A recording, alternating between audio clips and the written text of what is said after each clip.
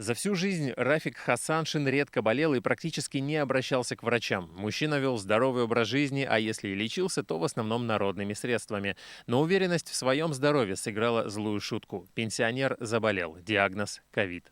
Я почувствовал себя как-то вроде плохо. На следующий день я думаю, что-то со мной не то, надо прогуляться. Я оделся для прогулки по погоде. Подошел к входной двери, и я мгновенно потерял сознание.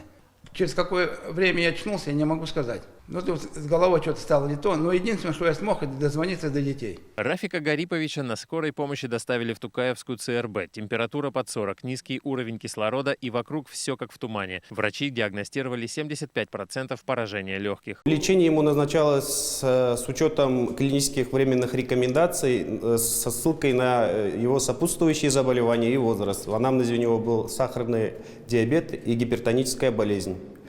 Лечение он получал все согласно клиническим рекомендациям. После выписки Рафик Хасаншин наблюдался у своего лечащего врача. Его беспокоила одышка, сухой кашель и слабость. В довесок после перенесенного коронавируса появились боли в колене. Чтобы восстановиться, Рафик Гарипович начал ходить на реабилитацию. Вместе со мной делаем короткий вдох, длинный выдох.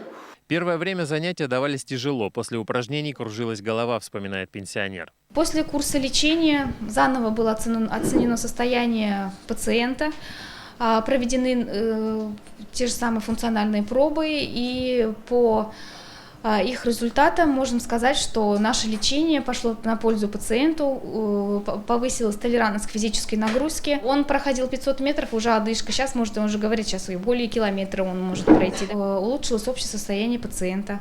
Рафик Хасаншин до этого не делал прививки, однако тяжелая болезнь заставила его пересмотреть свое отношение к вакцинации. Сейчас он сторонник прививок.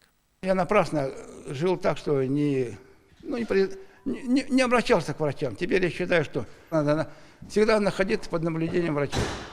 Они плохого не пожелают, помогут. Олег Мыльников, Лейсан Габдрашитова, Кирилл Хабзей, ТНВ «Набережные Челны». Закажи рекламу на ТНВ. Телефон в Казани 5 705 100.